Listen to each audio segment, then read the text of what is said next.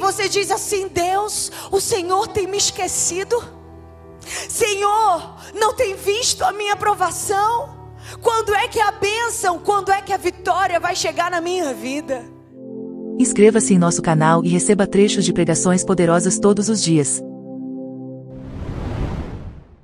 O contexto dessa história: o livro de Números é um livro de censo, por isso que é Números. É um livro de contagem. Uma contagem que foi necessária porque o povo estava peregrinando no deserto. Eles não tinham terra, eles não tinham estadia, eles não tinham lugar. Eles eram nômades no meio do deserto.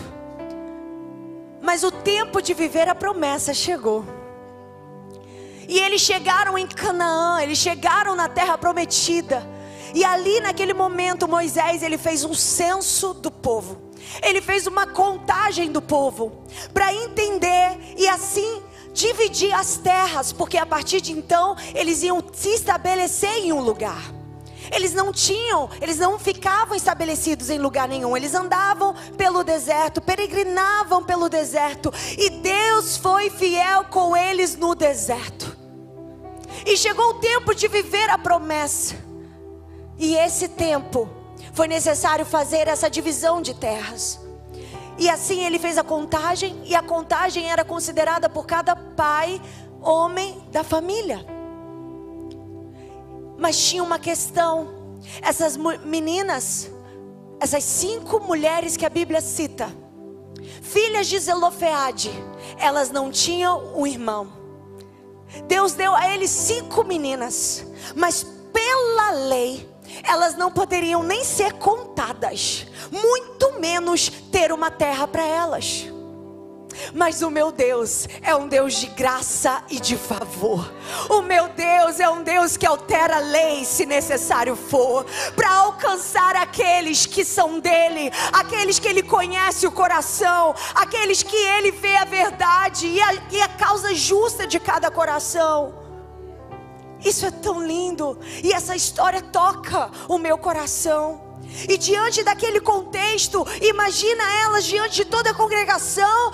Moisés chamava e distribuía a terra, chamava e distribuía a terra. Eu imagino todo mundo recebendo, e após todo mundo receber, elas olhando e dizendo: e nós? O que vai ser de nós? Sabe, quando eu fui estudar essa palavra, o destino dessas mulheres era ser escravas. Porque quando você não tem alguém por você, você não tem um pai, você não tem irmão, naquele período você ia ter que servir na casa de um parente e para sempre servir como uma empregada e como uma escrava. Esse era o destino delas. Mas porque elas se posicionaram e elas disseram: não, eu não vou abrir mão da herança do meu pai. Eu não vou abrir mão da herança que o meu pai deixou para mim. Eu não vou abrir mão daquilo que o Senhor tem para mim. Elas se posicionaram, mesmo temendo, mesmo tremendo. Elas se colocaram diante de toda a congregação e foram falar com Moisés. E aqui o Espírito Santo precisa falar com alguém e trazer alívio ao coração de alguém. Talvez você esteja olhando para o lado e para o outro, e você vê a bênção de Deus chegando em todo mundo, e você diz assim: Deus, o Senhor tem me esquecido? Senhor, não tem visto a minha provação? Quando é que a bênção, quando é que a vitória vai chegar na minha vida? Mas Deus me trouxe aqui para te dizer que Ele está vendo você, que Ele está vendo a tua causa. Ele não se esqueceu de você. As suas orações diante de Deus não é em vão. E mais, o teu posicionamento. Jennifer, por que você fala tanto de posicionamento? Porque o crente precisa se posicionar. Não dá para você ficar no meio do muro, porque o meio do muro tem dono, e o dono é o diabo. Entenderam? A gente precisa se posicionar diante de Deus, porque a Bíblia diz que o reino de Deus, ele é tomado o quê? É deitado na rede? Não. É assim, trocando o canal que a bênção vai vir? Não, minha irmã, tem que vestir a roupa, tem que vir para a igreja, tem que vir para a oração, tem que entrar no quarto durante a semana, buscar a Deus com intensidade, tem que se posicionar para viver o extraordinário de Deus na sua vida. Elas se posicionaram, elas poderiam ficar na zona de conforto e dizer: é esse o nosso destino, então vamos deixar. É isso que resta para a gente, vamos deixar. Com tudo que a gente viveu na nossa nação por esses dias, por um lado eu fiquei feliz com o povo brasileiro. A gente era um povo que deixava as coisas acontecerem, mas agora o povo está indo para o meio da rua, né? Porque a gente está se posicionando um pouco mais, a gente está tomando um passo um pouco mais. Porque quando você vê os europeus, os outros países, o povo vai para a rua quando não agrada. Eles se posicionam, eles pedem os direitos deles. Podem até entrar no governo, mas a gente vai fiscalizar, porque a gente vai cuidar do que é nosso, porque há uma promessa sobre a nação brasileira, há uma promessa sobre essa terra. Os reinos podem mudar, mas o reino do céu permanece o mesmo.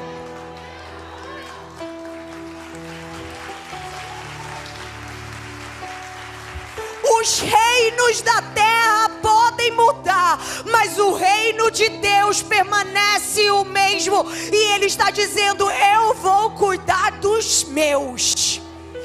Eu vou cuidar dos meus. Deus vai cuidar de você. Não é que vai ser fácil, mas Deus vai cuidar de nós. E a gente precisa aprender a correr atrás. Porque a zona de conforto é o maior perigo da tua missão.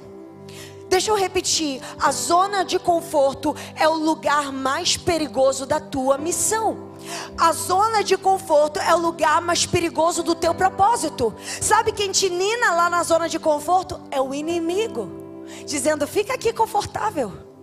Porque toda vez que Deus ele está trazendo o povo para o novo nível, o que ele faz? Ele gera desconforto. Quando o povo estava lá no exílio, lá no Egito, o que Faraó diz? Aperta, dá mais trabalho.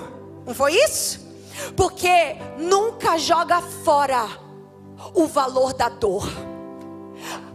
A nossa caminhada com Deus é um ai de mim e o envia-me a mim.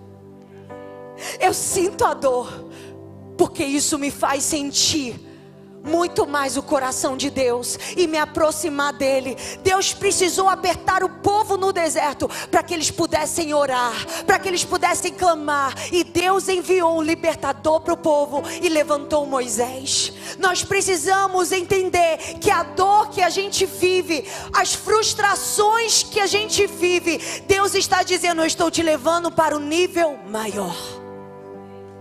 Não está dando certo, as portas estão fechadas, é para parar? Não, Deus está me chamando para o nível maior. Quem pegou a chave? Está frustrada, está angustiada, está triste? Não jogue fora a dor. Deus está dizendo: nessa dor eu vou colocar o meu sentimento, eu vou colocar um lugar de adoração a mim. Eu estou trazendo de volta dentro de você o lugar que é meu. Porque o problema é quando a gente está muito confortável.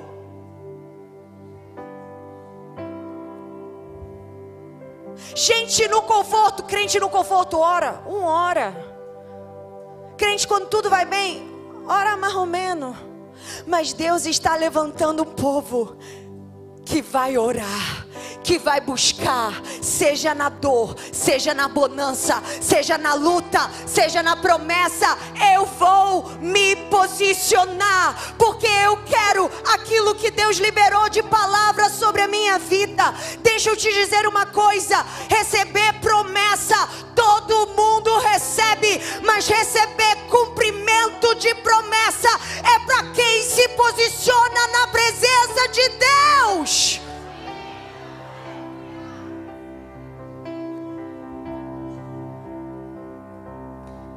E elas se posicionaram. E elas se posicionaram porque elas tinham uma história.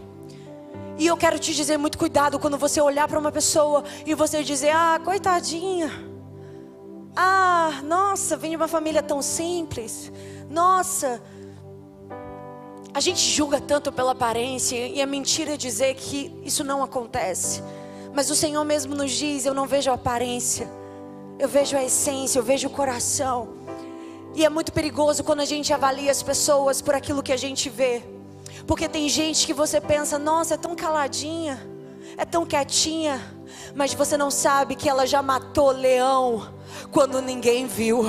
Você não sabe que ela já matou o urso, que você nem sabe. Eu quero dizer para você que essa mulher e esse homem que está sentado aí do teu lado já venceu barreiras, já venceu leões, já venceu ursos que você nem sabe que essa pessoa já venceu. Essa pessoa que está sentada do teu lado é uma mulher que já venceu batalhas reais, mas está aqui de pé para agradecer e para honrar quem Deus é. É verdade ou não é? Quando olharam para Davi e disseram: ah, Davi, Saul olhou para Davi e ficou perplexo. Ele queria lutar com Golias. Ele disse: mas você é um menino. Ele disse: espera aí, menino não. Eu já matei leão, eu já matei urso. Você não tem ideia da história que eu carrego com Deus. Se Ele foi fiel lá atrás, Ele vai ser fiel agora. Se eu já matei um urso lá atrás, se eu já matei um leão lá atrás, Ele vai ser comigo agora para enfrentar Golias. Sabe, a tua história carrega uma mensagem. A tua história difícil carrega uma mensagem. Deus está dizendo para você: você pode ter sido forjado na dor, na escassez, na luta, como eu fui. Não venho de família bastarda, mas esses lugares, esses processos que eu passei me fizeram tão nova estar aqui hoje pregando para você. Porque Deus está dizendo: nos lugares da tua dor vai te tornar uma mulher forte, vai te tornar um homem forte. Não vai ser qualquer coisa que vai parar você, não vai ser qualquer crítica, não vai ser qualquer ofensa. Deus está te dando raízes em meio à dor. Deus está te tornando forte em meio à dor. Deus está te dando maturidade em meio à dor. A Bíblia diz que nós vamos crescer como o cedro do Líbano. Você planta o Líbano, 6 meses depois você vai olhar o Líbano, cresceu nada para fora, porque para dentro cresceu raízes profundas. Deus está dizendo que você vai crescer primeiro por dentro e depois para fora. Você vai crescer na tua identidade. Você vai crescer na revelação de quem é o teu pai. Porque tanto se fala em identidade, mas eu nunca vou entender o que é ser filha se eu não saber quem é o meu pai. Eu nunca vou saber o que é ser filha se eu não sei quem é o meu pai. E disseram assim: mostra-nos o pai. E Jesus disse: vocês não veem o pai? Eu estou aqui. Às vezes o grande problema é que a gente anda com Deus, a gente se relaciona, a gente fala, mas a gente está tão no automático e não consegue ver mais Deus.